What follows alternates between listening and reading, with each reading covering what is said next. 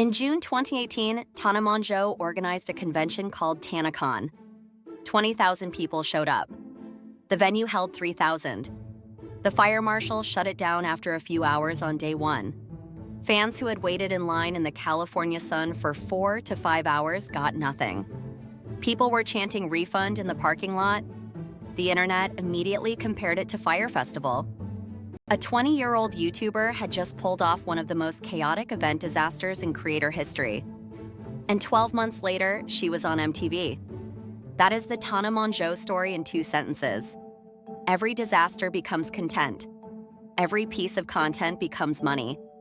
And by 2026, she is ranked number 10 on the highest paid OnlyFans creators list with an estimated $3 million a month. From a girl who grew up in a house so chaotic that she says she used a neighbor's bathroom and ate at friends' houses because hers was not functional. Let's actually go through how this happened. Tana Mongeau, real name Tana Jo Mongeau, was born June 24, 1998 in Las Vegas, Nevada. Her parents, Rick and Rebecca, were together, but by every account Tana has given, the home environment was severely neglectful. She has described growing up in a house that was perpetually messy, with parents who smoked constantly, where there was little food, little structure, and little attention paid to what she was doing or where she was going. She started posting YouTube videos at 15. The format was story time. Extremely personal, extremely unfiltered accounts of things that had happened to her. A racist Uber driver, a stalker, a school fight. Things that would be uncomfortable to tell a friend over the phone, she was telling to a camera and posting for strangers. The audience responded because the delivery was raw in a way that most YouTube content was not. She was not performing a polished version of herself. She was just talking, loudly, with no filter, with real emotion. And the things she was talking about were things that most teenagers were experiencing, but nobody was saying out loud on a platform that was still mostly dominated by beauty tutorials and gaming content and carefully produced entertainment. She was 17, talking about being homeless for a period, about guys treating her badly, about this specific kind of chaos that comes from growing up in a house where the adults are not in control of anything. Her audience was not just watching her for entertainment. A significant portion of them felt like she was the first person they had encountered online who seemed to be living a version of their actual life rather than a curated highlight reel of someone else's. That parasocial connection, the feeling that Tana was a real person rather than a persona, is the thing that every other element of her career has been built on. By 2017, she had 6 million YouTube subscribers. She was 19 years old. She had no manager, no team, no adult supervision of any meaningful kind. Just a camera, a story, and an audience that kept getting bigger. And then the VidCon thing happened. VidCon is the major annual YouTube convention, held in Anaheim, California every summer. For creators at a certain level, VidCon gives out what's called a featured creator badge, which comes with extra security, a dedicated meet and greet area, and protection from being mobbed by fans. In 2017, VidCon did not give Tana a featured creator badge. She showed up anyway. Her fans found her. A mob formed. Things got chaotic. VidCon's security asked her to leave. She was essentially escorted out of a convention she had attended as a fan. To understand how this felt to Tana, you need to understand what VidCon represented at that point. It was the legitimizing institution of YouTube culture. The place where the platform acknowledged who mattered. Not getting a featured creator badge when you had 6 million subscribers felt like a very specific and public dismissal. So she decided to start her own convention. She called it TanaCon. She partnered with a company called Good Times, which had experience running events. She announced it would be free to attend, held across the street from VidCon on the same days, with meet and greets available for around $65. She promised Shane Dawson, Miranda Sings, and other major creators. She talked about it constantly on her channel. Her audience was extremely excited.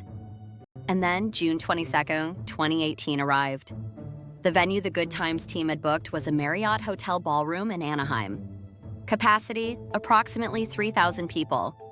What nobody had properly planned for was that Tana had 6 million subscribers, had been promoting this event relentlessly and had made it free, which removed one of the main friction points that naturally limits event attendance.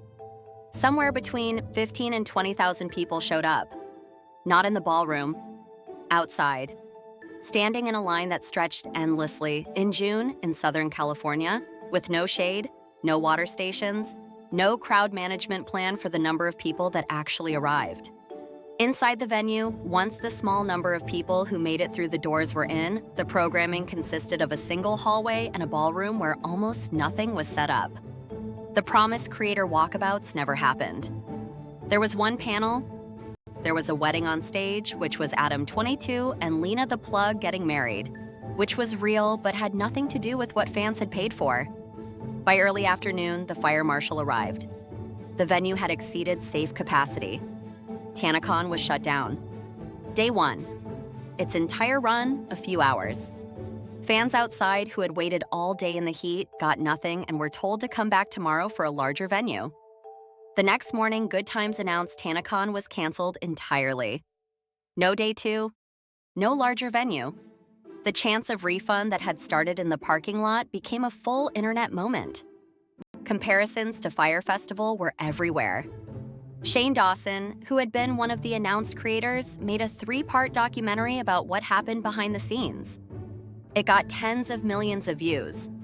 Tana apologized on camera, cried publicly, said she took full responsibility.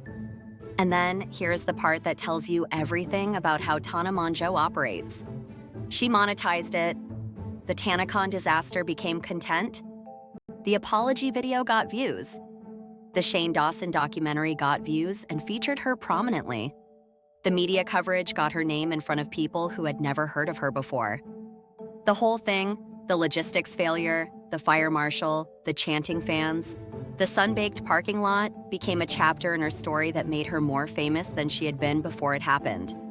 That is the Tana Mongeau pattern. Bad thing happens, turns into content, content gets views, views become money, repeat. A year later, MTV came calling. The show was called No Filters, Tana Turns 21. They followed her around for her 21st birthday, and the episode that changed everything was the one where they went back to her childhood home in Las Vegas. She talked about her parents, about the neglect, about the physical and emotional chaos of growing up in that house, about the things she had been through that she had never fully said out loud on camera before. It was some of the most raw content she had ever made. And her parents watched it, and then her parents sued her. Rick and Rebecca Mongeau filed a defamation lawsuit against their own daughter. The argument was that things she had said on MTV had caused them loss of income. What income exactly was never fully clear. Tana has said publicly that she believes her parents saw her as a source of money from the time she started making AdSense checks on YouTube. That the lawsuit was a cash grab from people who felt they were owed something from the daughter they had neglected.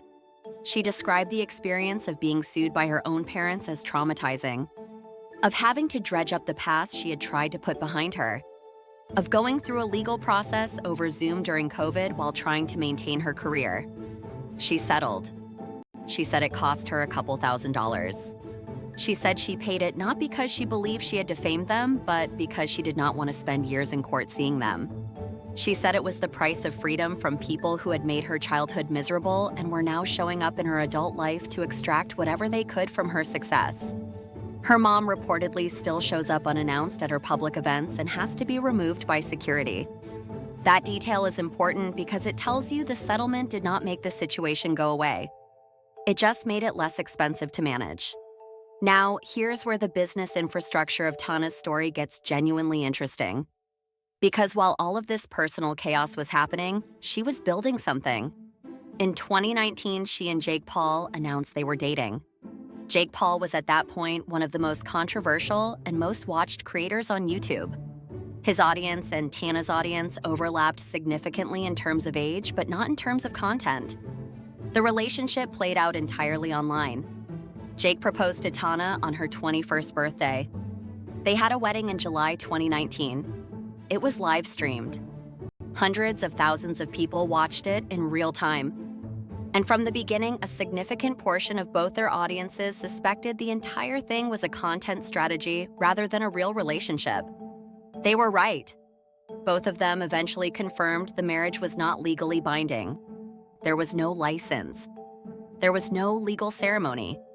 It was an event that looked like a wedding and was covered like a wedding and generated the viewership of a wedding. But it was content. That wedding content and the subsequent breakup content generated enormous view counts. Both of them used the attention to promote other projects. Tana launched merchandise during the wedding period. She promoted her YouTube channel and her podcast. She used the Jake Paul moment as a distribution channel for everything else she was building. Whether you think that's cynical or strategic depends on your perspective. But from a pure business infrastructure standpoint, it worked exactly as intended. Then in May 2020, Tana joined OnlyFans. Within her first month, she made $3 million. OnlyFans sent her a glass trophy that said, "Congratulations, top earner," with $3 million engraved on it. She posted a photo of the trophy to Instagram with the caption, "Why do you do OnlyFans? Good month." That caption is extremely Tana. Dismissive, funny, slightly defensive, and completely aware that people were judging her for the decision while simultaneously not caring at all. By 2026, she is ranked 10th on the highest paid OnlyFans creators list with an estimated $3 million monthly. She co-hosts a podcast called Cancelled with Brooke Schofield that regularly pulls millions of listeners. She has over 5 million YouTube subscribers, a number that has remained remarkably stable through years of controversy because her core audience has never stopped showing up. She has brand deals with Fashion Nova and Lounge Underwear. She has her own talent agency called Tana's Angels. She has a net worth estimated at around $4 million. From a childhood where she ate at friends' houses because hers had no food. The through line of every chapter of Tana Mongeau's career is the same thing. She has never been brand safe. She has never been the kind of creator that PR teams feel comfortable working with. She has always been exactly as messy in public as she apparently was in private. And because she never tried to be something she wasn't, the audience has never fully left. You cannot cancel someone who has already shown you the worst version of themselves and kept going. The comparison that keeps coming to mind is professional wrestling. In wrestling, the characters who become truly iconic are not the ones with the cleanest image. They are the ones who are so fully committed to who they are that the audience can't look away regardless of whether they're rooting for or against them. Tana Mongeau figured that out at 15, uploading storytime videos in Las Vegas before she had a word for what she was doing. She was building a character that happened to be herself. And the more chaos that happened to that character, the more invested the audience became.